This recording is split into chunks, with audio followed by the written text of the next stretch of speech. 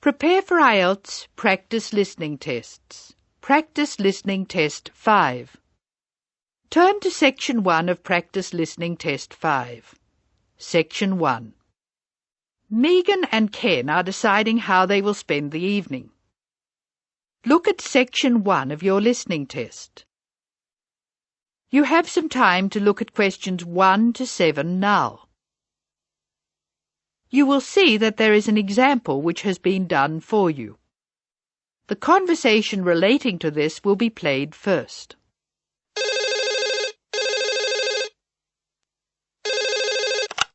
Hello, Megan speaking. Hello, Megan. Hello, Ken. I'm glad you called. Thomas asked me to give you his telephone number. Is that his office number or his home number? I can give you both. His new home number is 9452-3456. Would you like his office number? I think I have it. Does 97314322 sound right? That's it. But the home number is 9452-3456. He moved in last week. Good. I've got that. Now, what would you like to do? Thomas's home telephone number is 9452-3456, so letter C has been circled. Now we shall begin. You should answer the questions as you listen, because you will not hear the recording a second time. First, you have another chance to look at questions 1 to 7.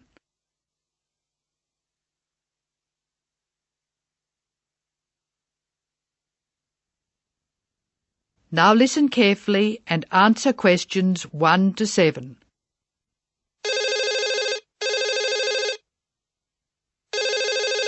Hello, Megan speaking. Hello, Megan. Hello, Ken. I'm glad you called. Thomas asked me to give you his telephone number. Is that his office number or his home number? I can give you both. His new home number is 9452-3456. Would you like his office number? I think I have it.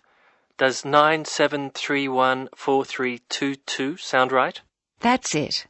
But the home number is 9452-3456. He moved in last week. Good. I've got that. Now, what would you like to do? Well, I'd like to go dancing, but Jane's hurt her ankle, so she'd rather not. That's a pity. I guess it means she doesn't want to play tennis either. That's right. She says it's okay to go bowling if we don't expect her to do well. Okay, let's do it. I guess we can go dancing some other time. Well, I booked us some time at the bowling alley of Entertainment City. Do you know it? Is it on Smith Street? Down near the university? That's right. It's on the corner of Smith Street and Bridge Road. What time did you book for? The first booking I could get was 8 o'clock. Okay, it's 7 now. What do you want to do first? Well, I think we should leave now. We can meet at the bowling alley. I can't be that quick. I have to call Thomas to start with, and I need to get changed. Okay, I think I'll leave in 10 minutes and meet you in there. That makes sense. I'll take my car, so I'll be quite quick. I'll be out of here in half an hour. Okay. You're so lucky to have a car. You can get around so easily. Well, yes and no. I often spend ages driving around trying to find a park. The traffic can be very bad. Well, that won't be a problem for me, because I'll take the bus. It goes right past my door, and I'll have plenty of time. Sounds good. Who else is coming? I think nearly everyone from the afternoon class will be there. Which class? The big maths class or the afternoon tutorial? The maths class. What's more, we get a concession for large numbers. That's good. I'm trying to keep my expenses down this month. So am I. I expect tonight will cost about $20. You must be good with money. I expect it to come to, nearly $40. So how are you going to manage that? Well, the bus is cheap, and if I come home early, I won't have time to spend too much. In any case, I have to be up early tomorrow morning, so I'd really better try to get home by about 11. That reminds me, I have to phone the taxi company for my mother. Goodbye, Megan. I'll see you later. Goodbye, Ken. Ken calls the taxi company. Listen and be ready to answer questions 8 and 9. First, look at questions 8 and 9. Now listen to the telephone call and be ready to answer questions 8 and 9.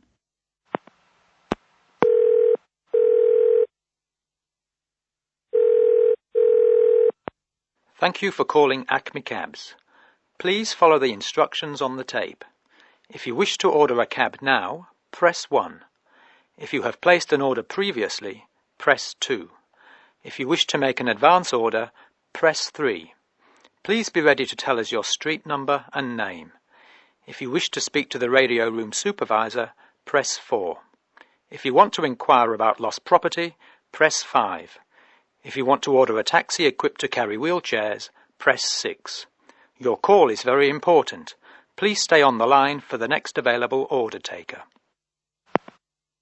Hello, I think I left something in one of your cabs on Thursday. It was a brown paper package with an address written on it in green ink. Has anyone handed it in? That is the end of section 1. You now have some time to check your answers.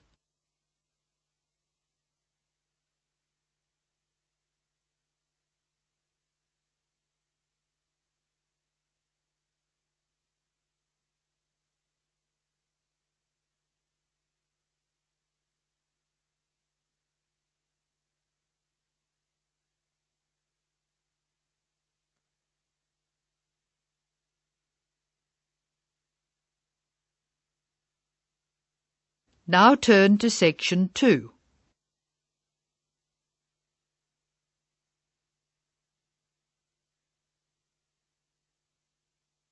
Section 2.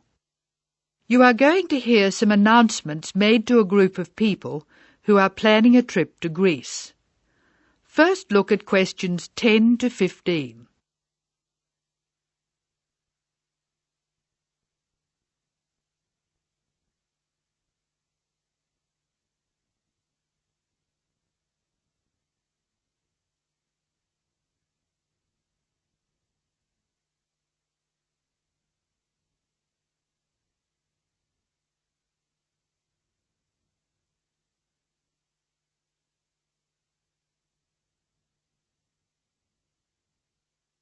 As you listen to the first part of the talk, answer questions 10 to 15. Write no more than 3 words or numbers for each answer. Good morning, everyone. I'm getting very excited about this trip to Greece, and I'm sure you are too. As you know, we didn't have all the details at our last meeting, but I can give them to you now. We'll leave London Gatwick Airport on British Airways next Wednesday. Please be sure to be at the airport by 6:30. I know it's early, but our departure time is 8:25 a.m. We're quite a large group and we don't want to have any hassles. Please be sure to have all your travel documents ready. We'll arrive in Athens at 2:25 in the afternoon and there'll be a vehicle there to meet us. It'll be a full-sized coach so everyone can travel together. We'll spend 3 full days in our hotel in Athens, although we're only being charged for 2 nights accommodation, which is good news. The second day we'll go to the National Archaeological Museum to see the enormous collection of ancient Greek works of art, antiques, statues, a brilliant display. We'll eat out at a typical Greek restaurant on Thursday night. It's going to be a very busy time in Athens. Friday morning and afternoon we'll visit historic sites, but we have nothing planned for the rest of the day. On Saturday we're off to the islands, the Greek islands of ancient myth and modern romance. Now the big news. At first we thought we'd take the ferry, but we've been very lucky to secure a sailing boat, which is big enough for all of us. I'm really excited about this part of the trip because we'll see the islands to the best advantage and we'll be able to cruise around and sleep on board. We'll get off at different islands, and for one part of the trip we'll have people playing Greek traditional music actually on board with us. Now I'll pass out a brochure with all the details. Now look at questions 16 to 18.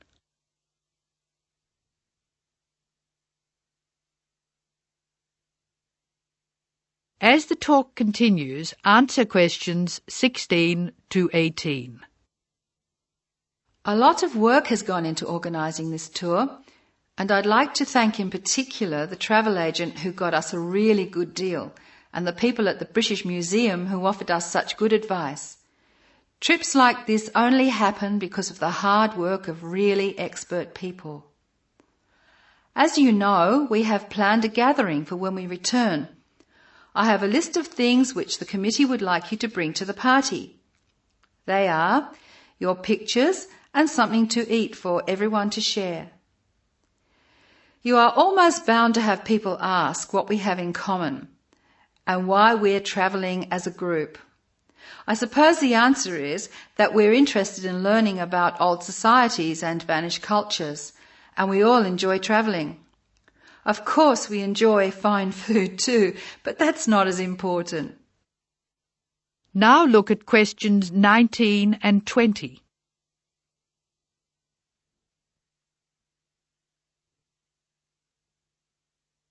As the talk continues, answer questions 19 and 20. Oh, I nearly forgot the last piece of information. You'll see there are labels which I have passed around for you to put on all your luggage.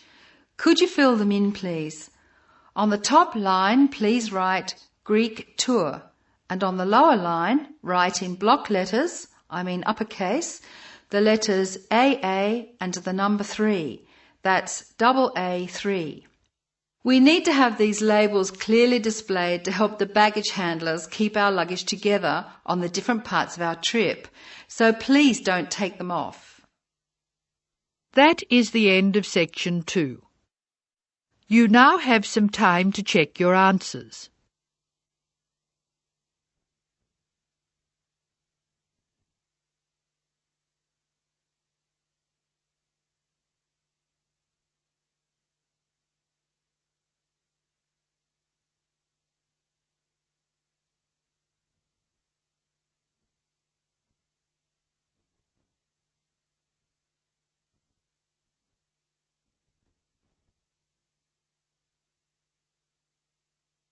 Now turn to section 3.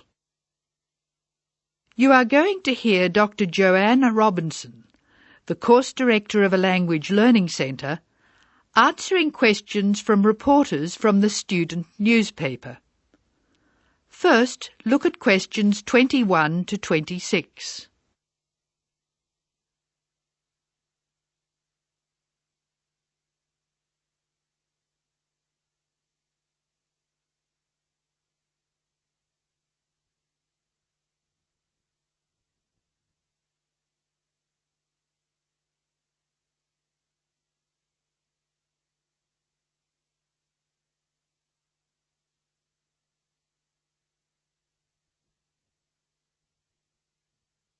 As you listen to the first part of the talk, answer questions 21 to 26.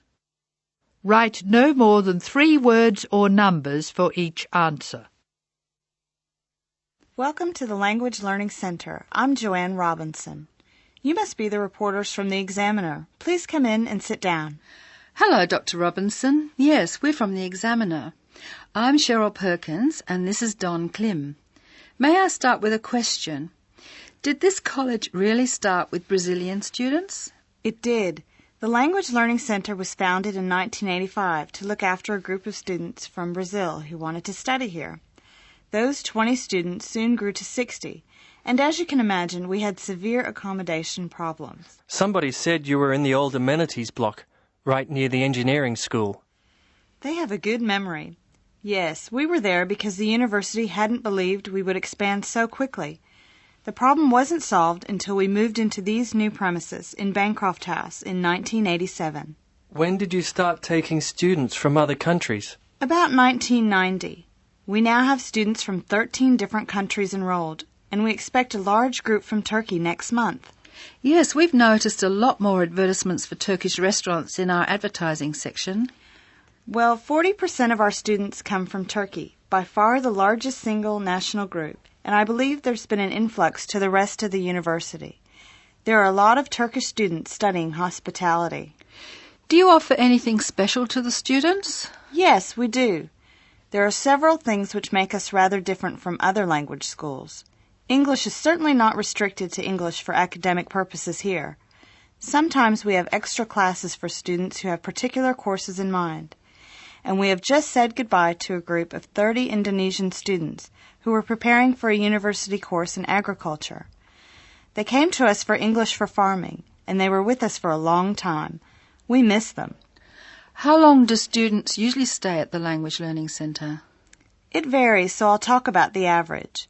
Most of our courses last for 5 weeks, but to make any real progress, a student needs to be here for at least 3 terms.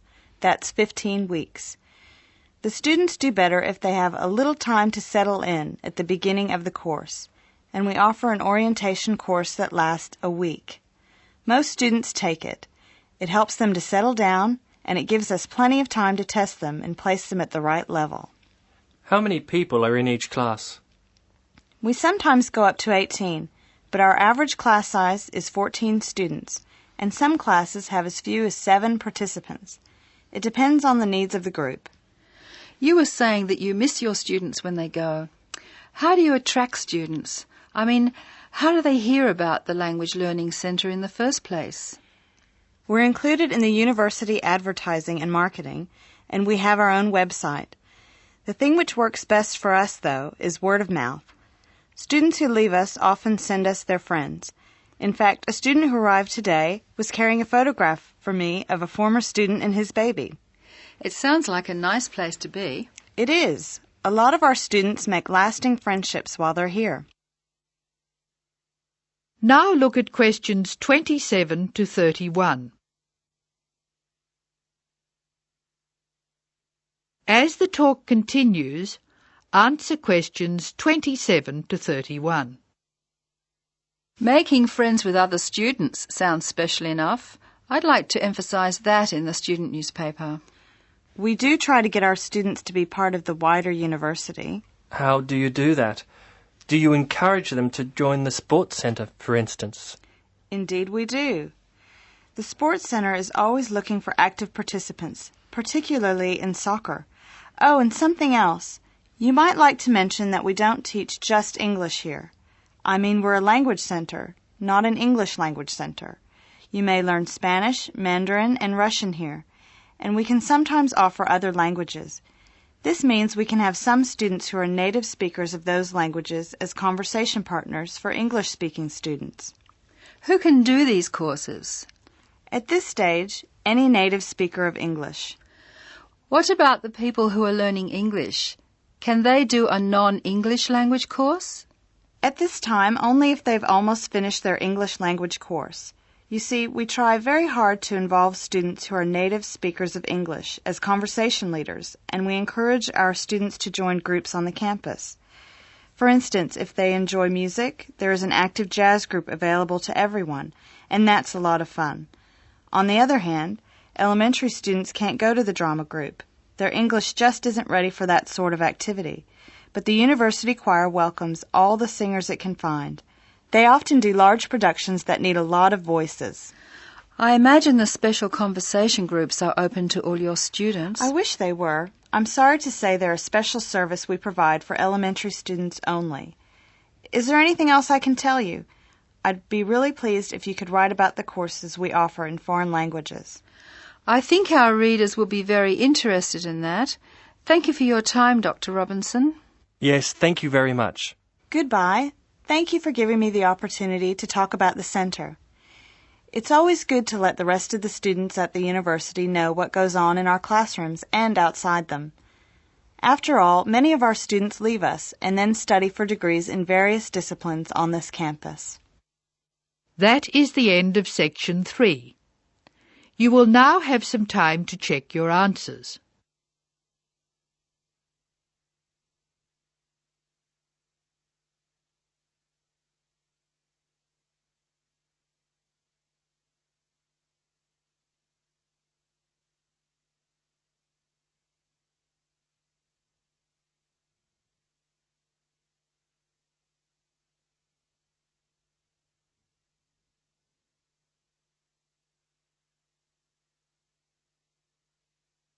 Now turn to Section 4.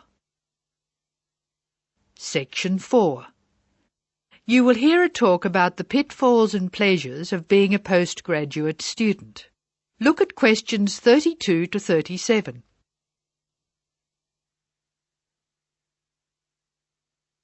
Listen to the speaker's advice and answer questions 32 to 37. Circle the correct letter.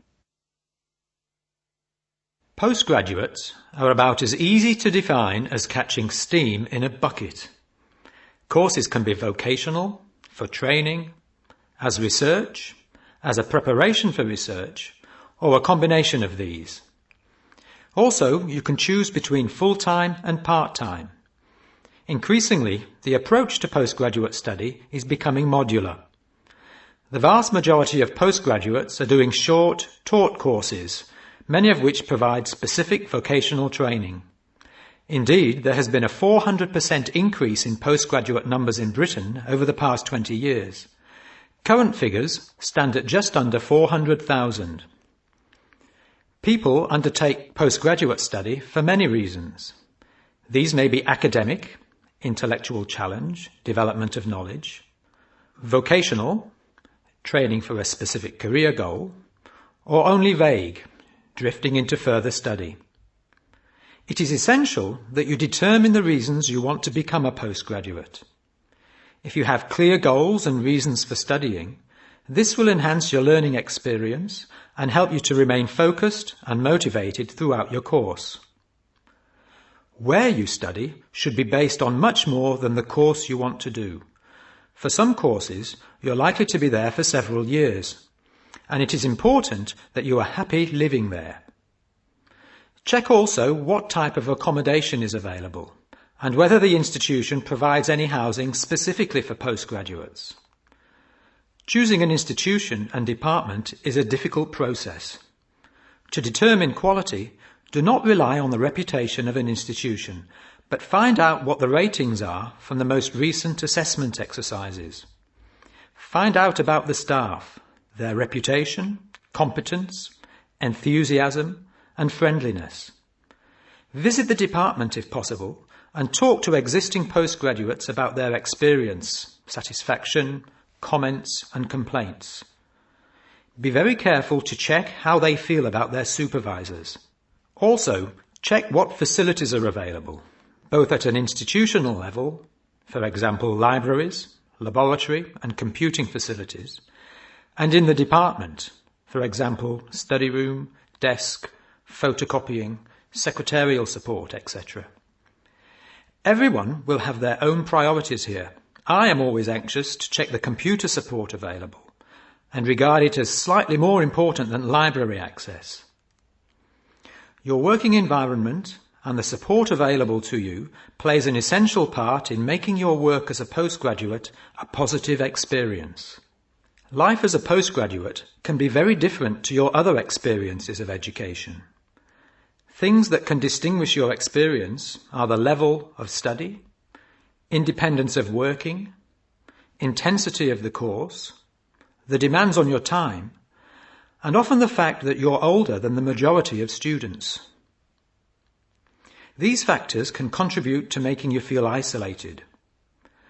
However, there are several ways you can make sure that this is either short-lived or does not happen at all. Many student unions have postgraduate societies that organise social events and may also provide representation for postgraduates to both the student union and the institution. Departments can also help to create a sense of identity and community, and often have discussion groups available. Don't be afraid to talk to staff about any difficulties you might be having. Of course, universities provide counselling services, but we have found that the best advice comes from talking to other postgraduates who may have faced similar difficulties. Look at questions 38 to 40.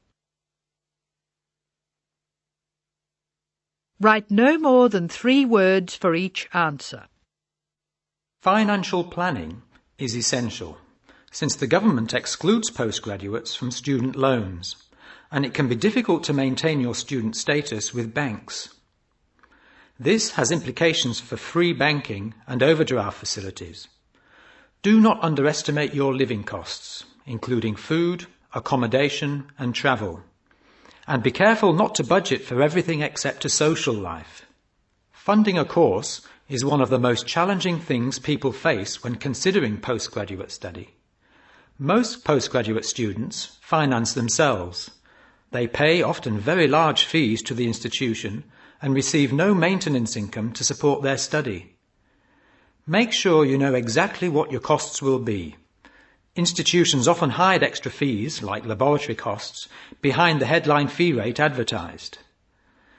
Funding can come from various sources: research councils, charities, trust funds, institutional scholarships, local education authorities, and professional bodies and organisations all offer various levels of funding.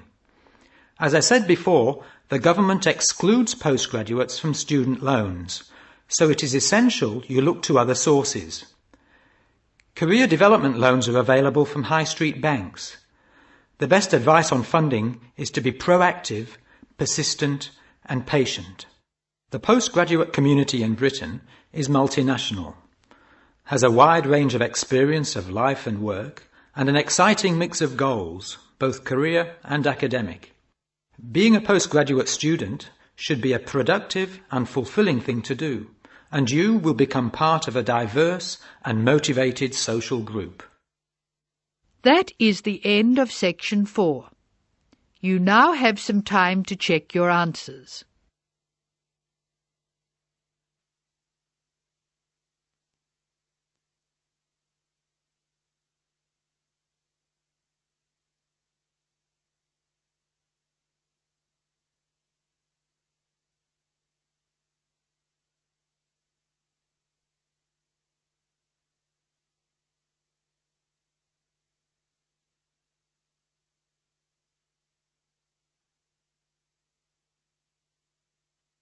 That is the end of listening practice test 5.